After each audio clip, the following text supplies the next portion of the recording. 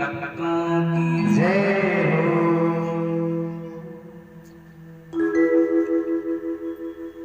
अभी भैया जी के द्वारा कितना सुंदर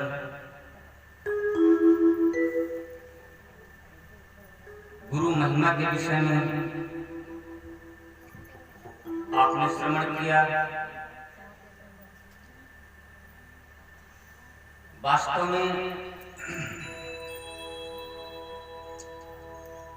कथा हमारे तभी समझ में आएगी बंधुओं, बहनों, भाइयों, जब हम आप उस राम नाम को किसी गुरु के द्वारा, ऐसे नहीं, किसी गुरु के द्वारा बताए गए तरीके से जब हम आप उस नाम को उच्चारण करेंगे, असली जीवन का आनंद तब मिलेगा। गुरु की बड़ी महिमा बताई गई है। बाबा जी ने यहाँ तक लिखा है कि गुरु के बिना कोई संसार सागर से पार नहीं हो सकता है। चाहे जितना तीर्थ कर लो, चाहे जितना व्रत कर लो, चाहे जितना पुण्य कर लो, सत्कर्म कर लो, उसका फल तो तुम्हें मिलेगा, लेकिन 84 में आना पड़ेगा। अगर 84 से हम आप बचना चाहते हैं तो उसके लिए बंधुओं गुरु हम आपको जरूर करना पड़ेगा। पहली बात, 84 है क्या? 84 है क्या जिसके लिए गुरु की जरूरत पड़ती है? तो मेरे भाई, 84 यही सारा चक्कर है माया का। इस माया में पता नहीं, इस 84 में, इस संसार सागर में पता नहीं हम आप कितने बार आए और पता नहीं कितनी बार हम गए। ये 84 है। इसमें तुम अगर अच्छा करोगे, अच्छा तो मिलेगा, लेकिन आना पड़ेगा, आना जरूर पड़ेगा, और आने में बड़ा कष्ट होता है। बाबा जी लिखते हैं, जन्मत मरत दुसरा दुख हुई। वैसे तो तमाम दुख हैं दुनिया में, लेकिन दो दुख बड़े विषम हैं। एक जन्म लेते समय का दुख, एक मरते समय का दुख। अगर इन दो दुखों से बचना है तो गुरु महाराज की शरण में जाना पड़ेगा, और वो जैसा तरीका बतलाते हैं उस तरीका को अपनाना पड़ेगा। तभी हम आप इस 84 इस आवागमन के चक्कर से बच सकते हैं। इसलिए गुरु की बड़ी महिमा है। गुरु बिन भव निधि तरय न कोई, जौं बिरंच शंकर संग होई।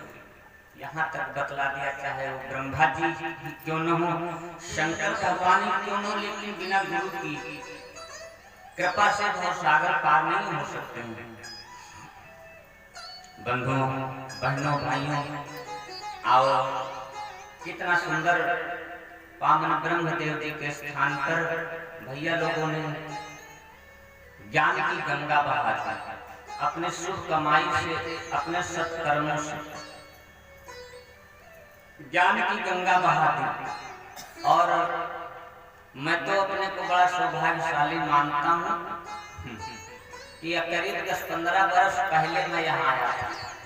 15 साल से ऊपर हो गया उस समय, ठीक तरीके से नहीं मालूम है, लेकिन 15 साल जरूर हो गया। उसके पहले मैं आया था यहाँ,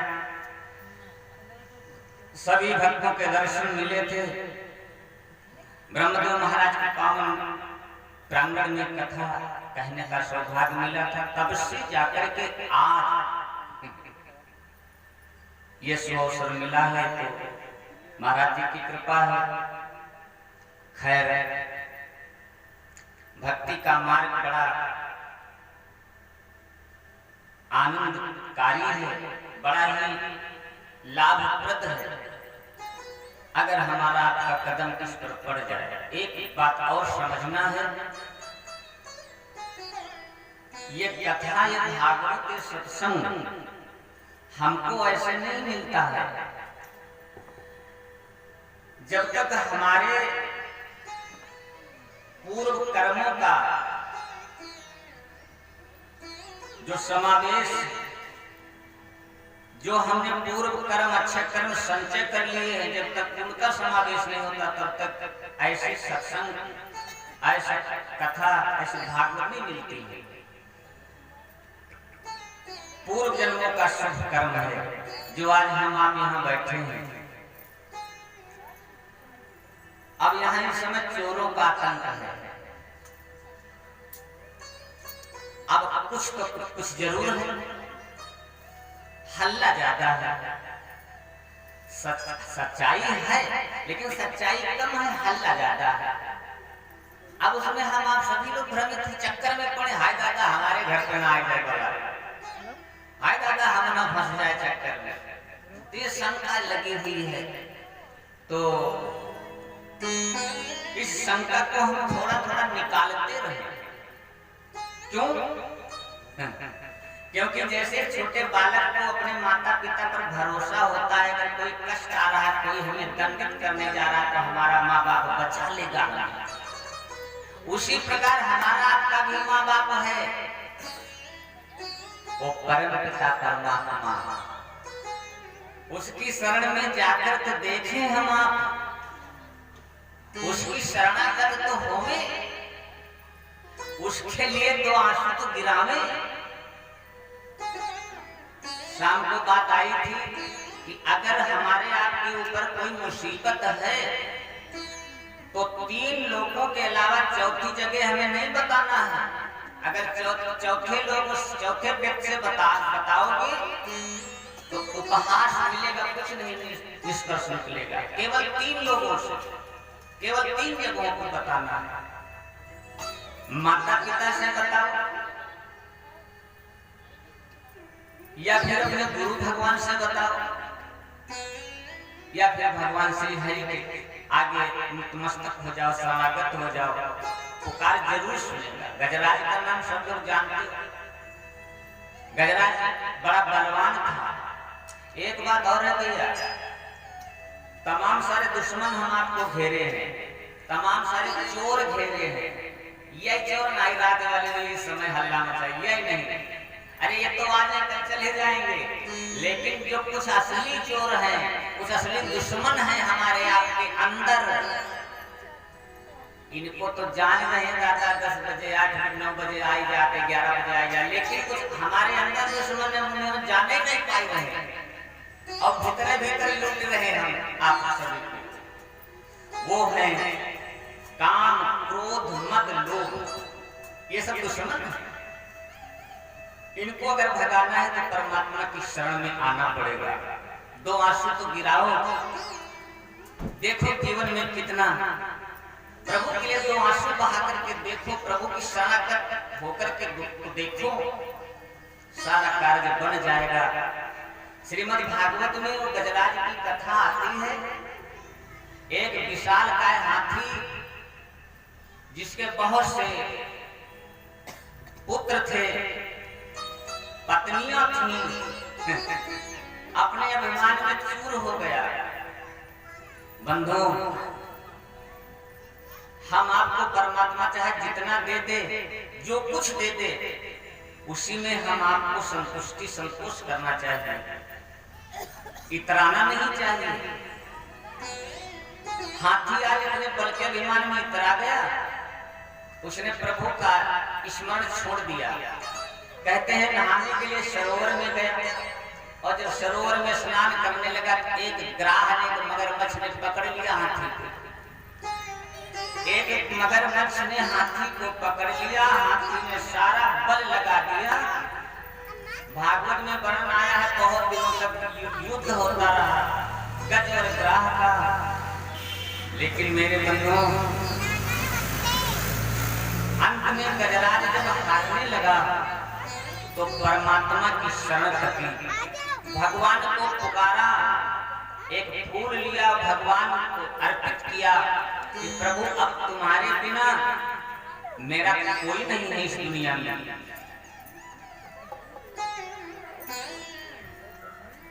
जैसे पुकारा भगवान आ गए, भगवान ने उस गजराज की रक्षा की, उसको बचा लिया। तो कहने का मतलब भगवान की शरणागत में हम आप जाएं तभी हमारा आपका कल्याण होगा। आज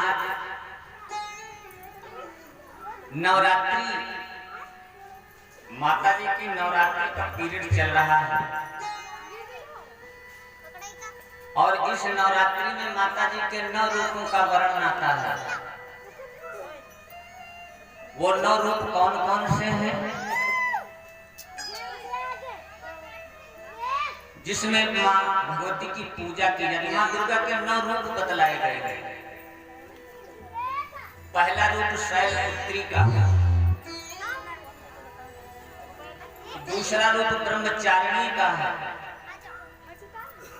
तीसरा रूप चंद्र घंटा का है, चौथा रूप कुष्मांडा का है,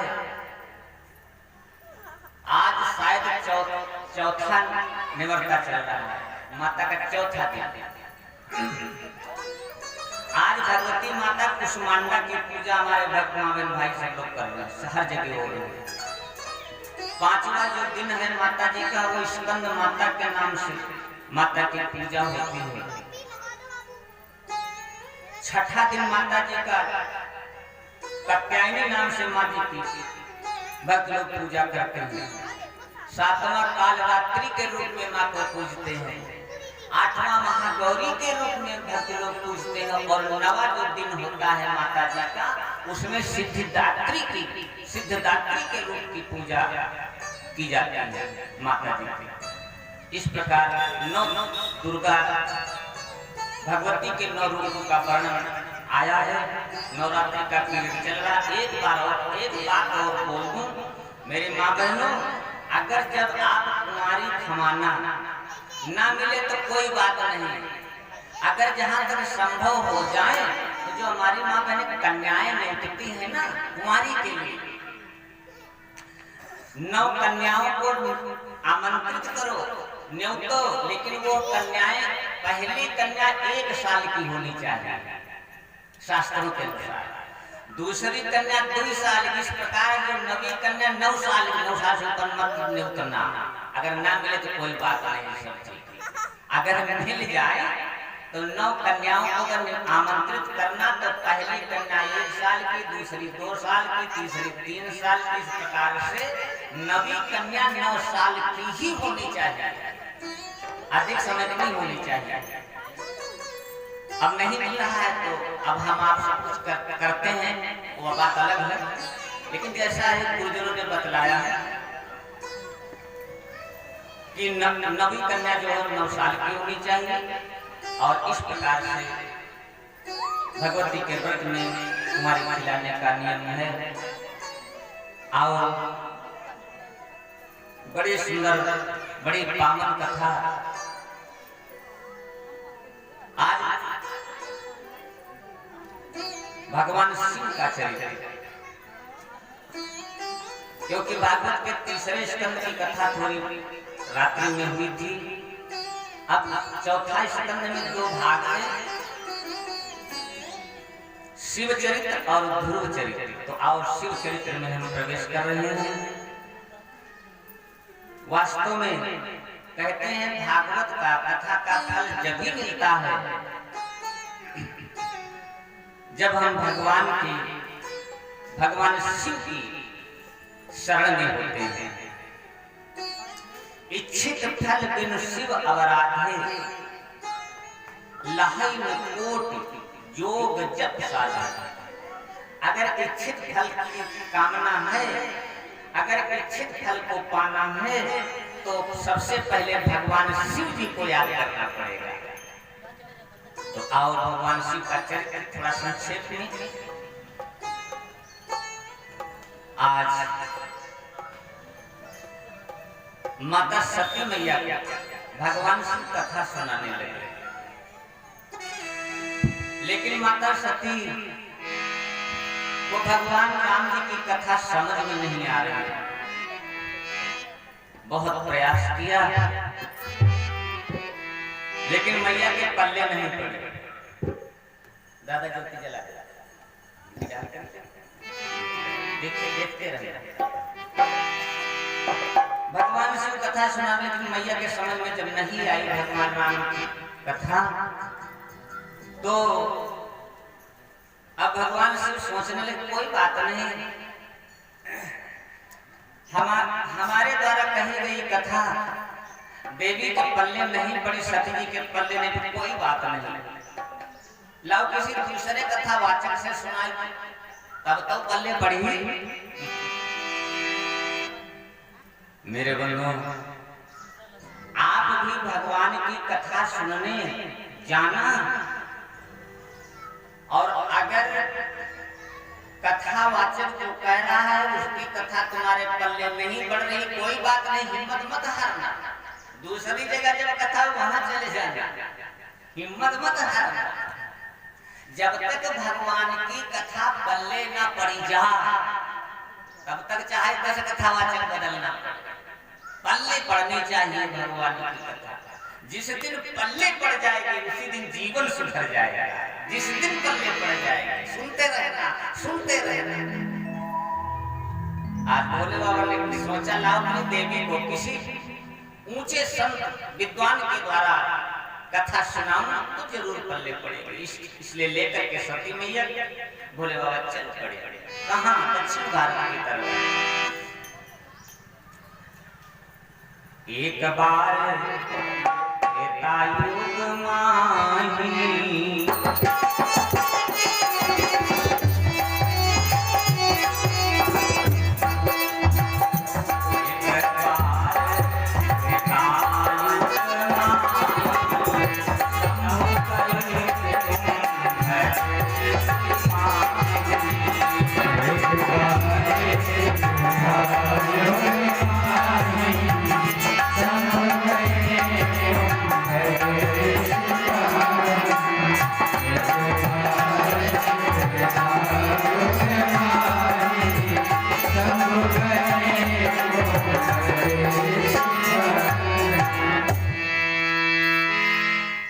अगस्त जी महाराज के यहाँ भगवान शिव मैया को लेकर के पधारे। बंधु,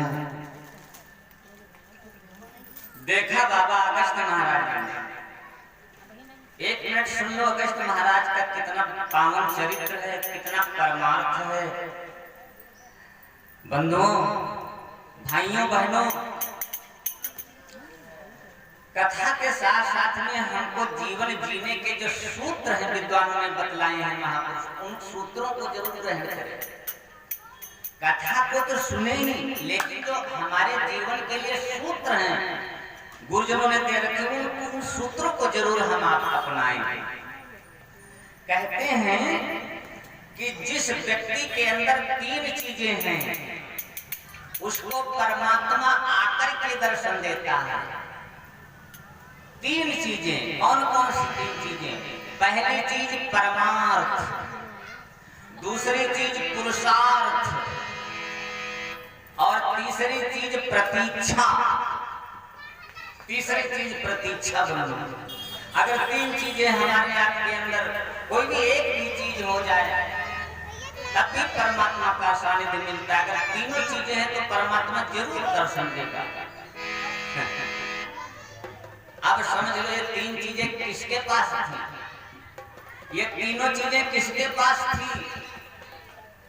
ये तीनों चीजें हैं। एक तो महाभारत में कथा आती है भीष्म बाबा की। भीष्म बाबा के अंदर तीनों चीजें थी, परमार्थ, पुरुषार्थ और प्रतीक्षा। और एक कथा रामायण में आती है गीधराज जटायु जी की। गीधराज जटायु में परमार्थ भी था, पुरुषार्थ भी था और प्रतीक्षा भी उसने की। परिणाम क्या निकला? भगवान आए और गीधराज जटायु को अपनी गोदी में उठा लिया, अपनी गोदी में उठा लिया। बंधु, हम आप सीखें कि एक पक्षी के अंदर जब इतना सब कुछ हो सकता है, इतनी लगन हो सकती है एक पक्षी के अंदर, तो हम आप तो मानव हैं। हम आप तो मानव हैं।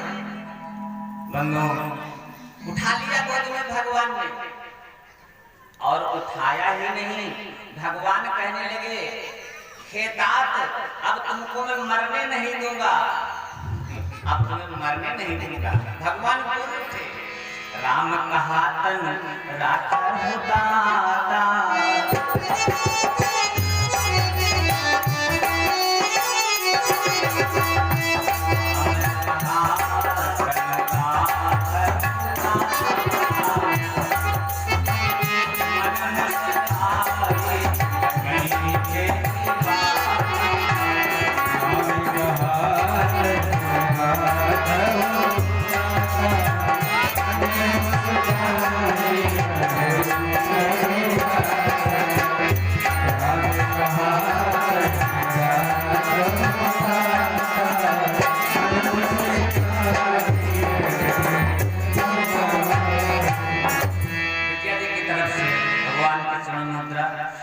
परमात्मा कल्याण कर। प्रसाद देते जाने यहाँ बैठ जाओ, जो कोई चाहे प्रसाद जरूर दे दे।